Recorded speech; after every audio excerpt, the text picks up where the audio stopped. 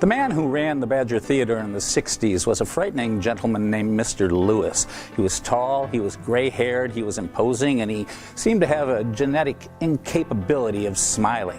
He lorded over the lobby with eagle eyes because a lot of people would go next door to Cleaver's Market and try to sneak in candy and beverages, which was not allowed. He would actually frisk folks and confiscate the things they brought in. Growing up, going to the movies was a big treat because there was no television. The newsreels kept us in the world. We got to see all over the world, and I just loved it.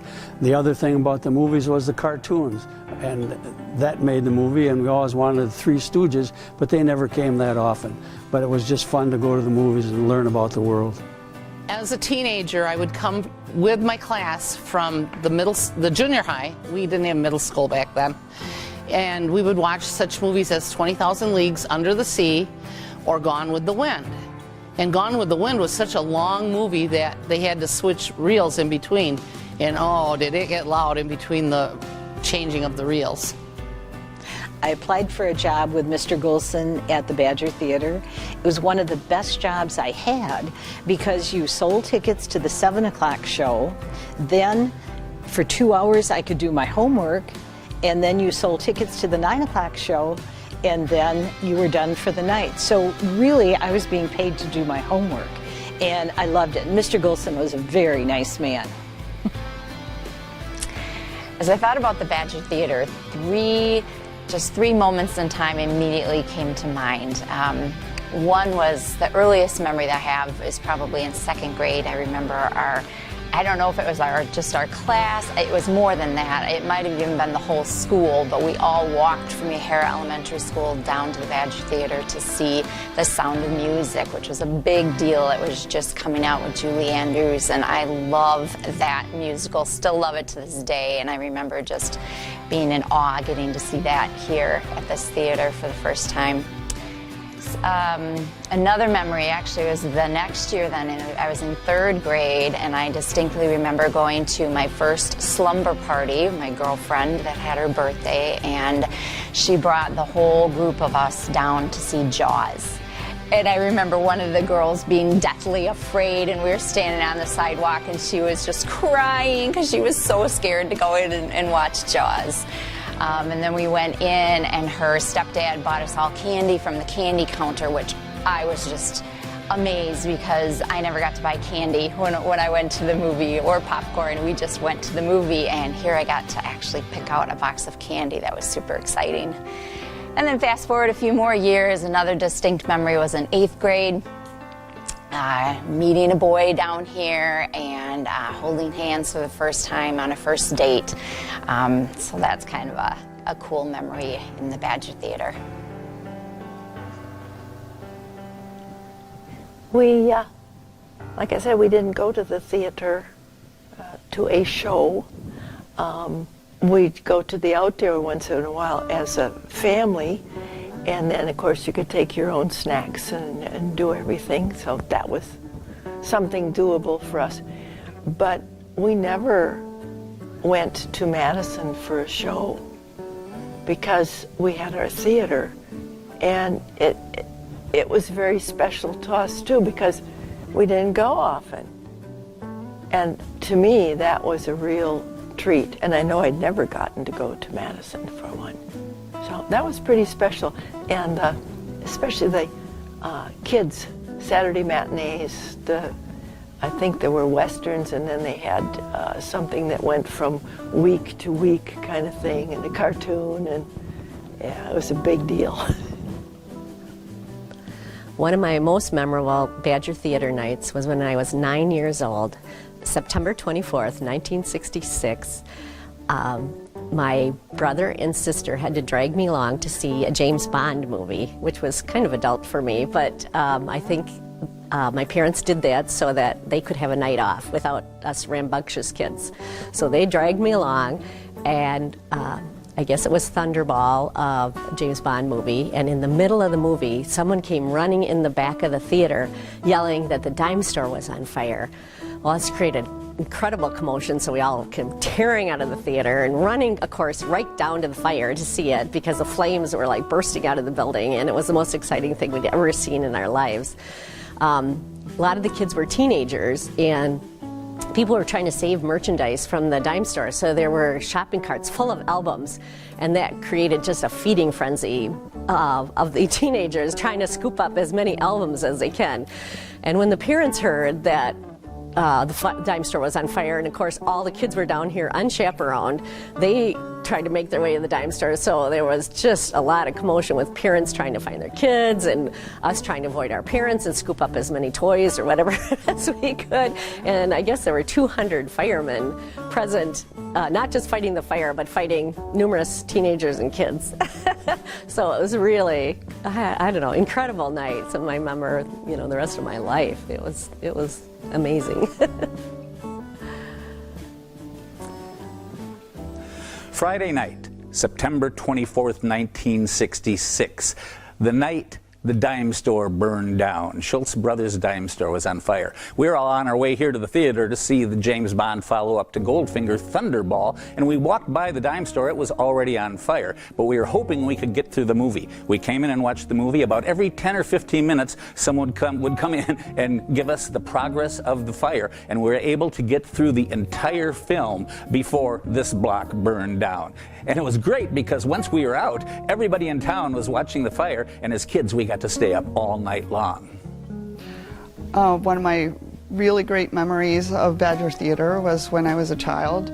I didn't live terribly far from the Badger Theater, and Santa would come at Christmas time by helicopter from Madison, I believe, fly over our house so we could always see him. And he landed at Mant Park, and then he would come up to the theater, and once he kind of flew into town, everybody knew that he was arriving. So, get yourself down to the theater, get in line so you can go to the free movie. And so we would get in line and wait. And I do feel like I remember that he would hand out like a little box of, I feel like the old-fashioned kind of Christmas candy, and maybe a candy cane. And we wouldn't see him. Maybe he would walk by on the street coming into the theater while we were waiting in line and stuff. But then once we got in here, he would always do a greeting before the movie would play. And of course, you got the free movie. So that was always something to look forward to. Santa used to come to the theater for Christmas time. They'd always have a special movie for children at Christmas time. And I remember I was still too young to go to the movies, apparently, and I was out riding my trike on Garden Avenue, and I could hear this sound up in the sky, and there was a helicopter. And I looked up at the helicopter, and there was Santa Claus in a helicopter. He wasn't in a sleigh, he was in a helicopter. Well, I waved at Santa, and he waved back at me, and oh, I was so excited. But later on, I discovered that I think they landed at Mant Park, and somehow they got to the theater all the time. And a group of us kids would come and watch the movies, and afterwards we would get a candy cane and a Christmas stocking, a little Christmas stocking, and get to see Santa. One of my least favorable memories of the Badger Theater was coming in one time and ordering jujubes and bringing the box in and sitting down. I sat next to a couple other kids who were also there, and they also had jujubes as well. During the theater presentation, the projector light was going, and this little kid next to me throws his jujube up into the light, and it flashes like a firefly. And the other kid does the same thing. This is the coolest thing ever. So I come down there, and they say to me, why don't you do it too? So I throw a jujube up in the light. It flashes like that. I think this is great. And then I look over and I see a flashing light on my hand. And I look up, and it's Mr. Lewis, the owner of the Badger Theater. And he's given me one of these. So I get up, he grabs me by the ear. I'm thinking he's gonna throw me out, but he actually made me just sit in a wooden chair in the back of the theater while I stood next to him for the rest of the movie. And since then, I've never had a jujube. I have a story about when I was in 6th grade, and I had a crush on a young man named Jerry, and he was probably not too forward either. We were maybe both shy. And one day, he asked me if I'd like to go to the show. Well, we were very poor and going to the show was a real treat. So if I did get to go, then I had money for the show or a concession. I didn't have for both. So my dad gave me some money for the concession, since the young man had invited me to the show. And he dropped me off, and the young man had said, "I'll meet you in the lobby." Well, it dawned on me, probably as Dad brought me up, that means I have to buy my own ticket, because that was on the outside. So I had my money, but I had to buy a ticket with it. There was no concession that day.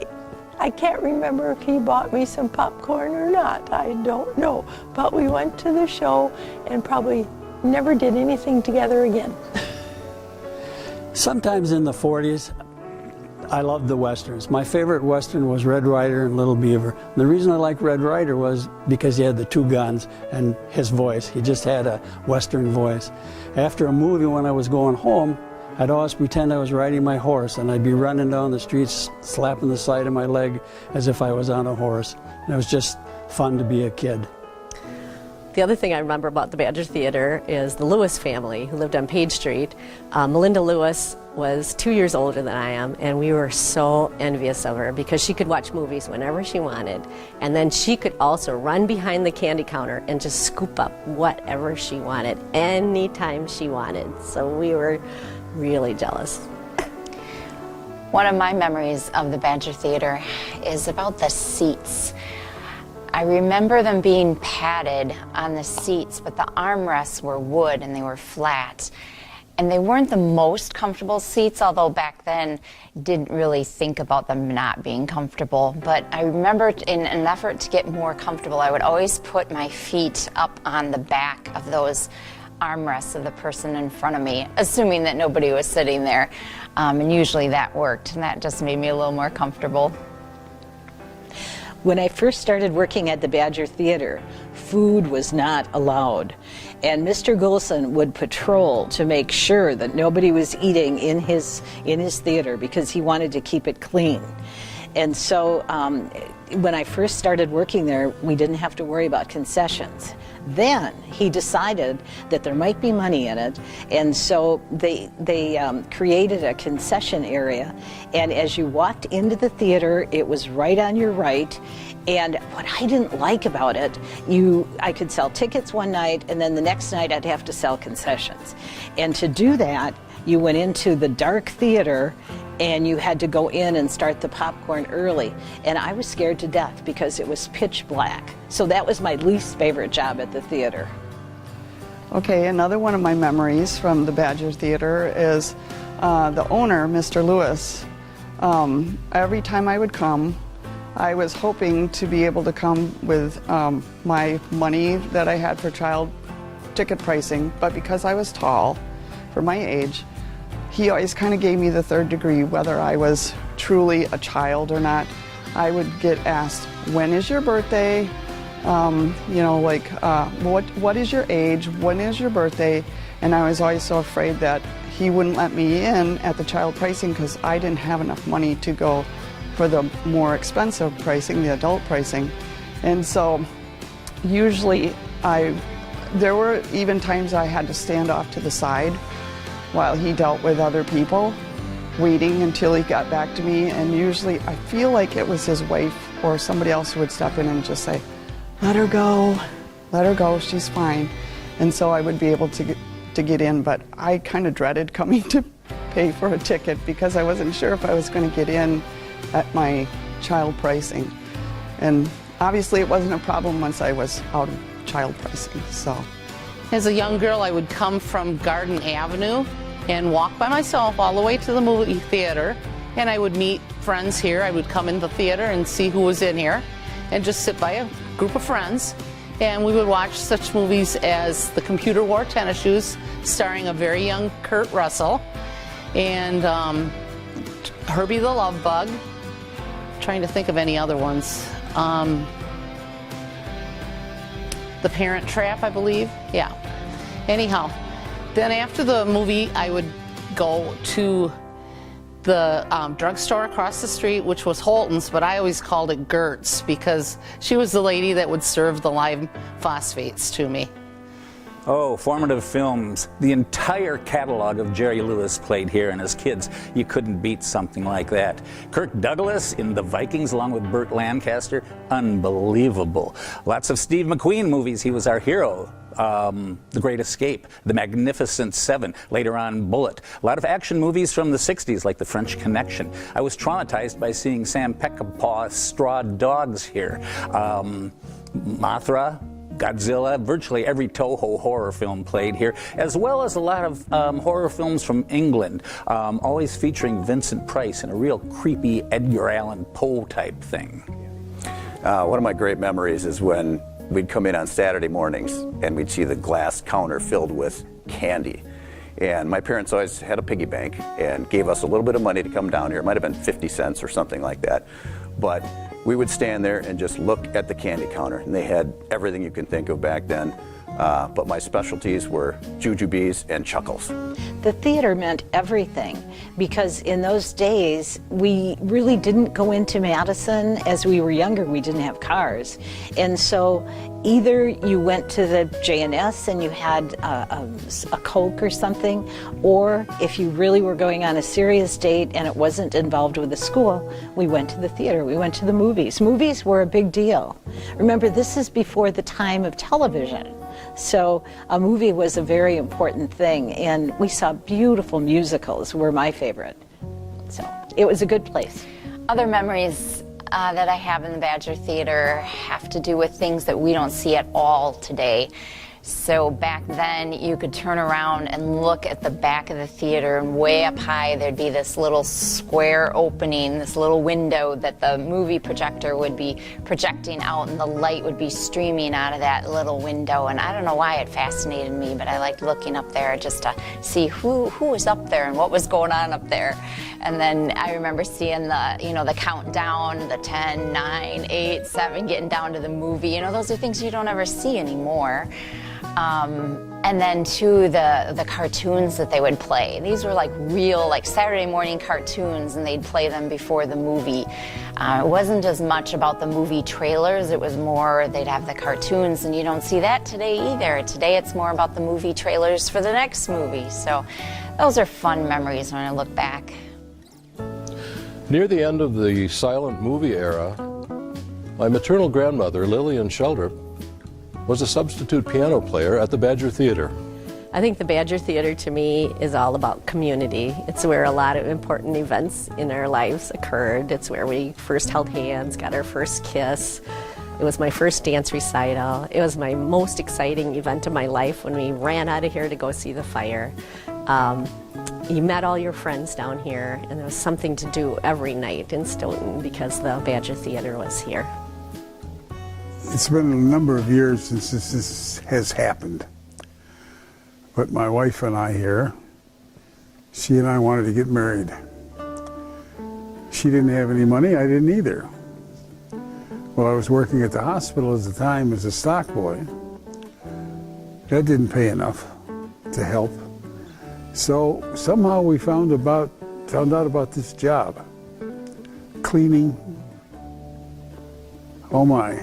And there were a lot more seats in here then, probably double the number that are here now. And my job basically was cleaning the seats, which meant you had to lay on the floor, reach up with a putty knife, and scrape gum off the bottom of the seats, which naturally fell onto me. It was interesting. It was also interesting the fact that this place is like a morgue when there's no one here. Did you ever think of laying on the floor underneath the seat and seeing legs go by and wondering what was going on? That was a lot of fun. It was an interesting thing, but because of the money we saved, all my change went into a jar at her house.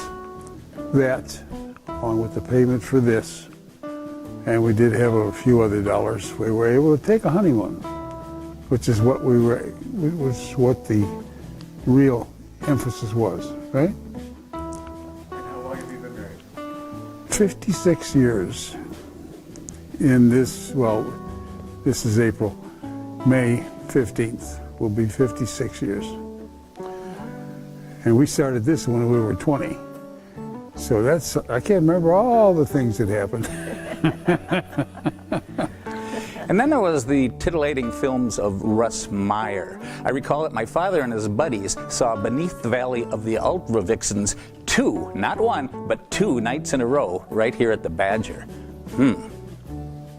For a while, Badger Theater was showing M-rated movies, and M meant mature. They never checked my age, so they must have thought I was mature enough to go in, I don't know. But I was underage for sure. And I can't say as in I enjoyed any of those movies, but I got in. The Badger Theater was a big part of my life growing up. It was a center of attraction for everyone, and for me especially. The Badger Theater was a big part of my life growing up in Stoughton. I loved having a theater in our hometown. I love Stoughton, and having a theater here made it feel more like a real community instead of just a bedroom community to Madison. You know, and we had the Cinema 5 Cafe that opened after Badger Theater, which we almost made 100 years with having a theater in this town, and it's a shame that we don't have one here anymore. Going to the Badger Theater was really a big event because you actually got to go and pick out your own candy and then come in and watch a Disney movie, which was a wonderful memory. I always loved having a movie theater in Stoughton. I thought that was an important thing to have in any city. Sundays were family night. Our family came to the movie virtually every Sunday. The Harvey family sat in front of us a few rows, and our family sat about in the middle of the theater. Now, this was a time when movies were really long and intermissions were the thing. And as kids, the idea was, can you make it through a movie that long? I remember the first one was probably Ben-Hur, but then The Longest Day, Dr. Zhivago, just a lot of kissing in that movie. On the Bridge Over the River Kwai, it went on and on. Lawrence of Arabia, 4-hour movies, and it was almost an endurance test, but we were always really proud if we could get through them. When you were going from 8th grade to a freshman in high school, if you went in the high school section and got caught, they'd put you on the bubbler and turn on the water. That was the initiation, so you never wanted to get caught there. The Badger usually had 2 shows a night, a 7 o'clock show and a 9 o'clock show, and that was every night of the week. A lot of times I found myself absolutely alone in the theater for the 9 o'clock show, just me and Gus Rowe, the projectionist. Those were really wonderful times.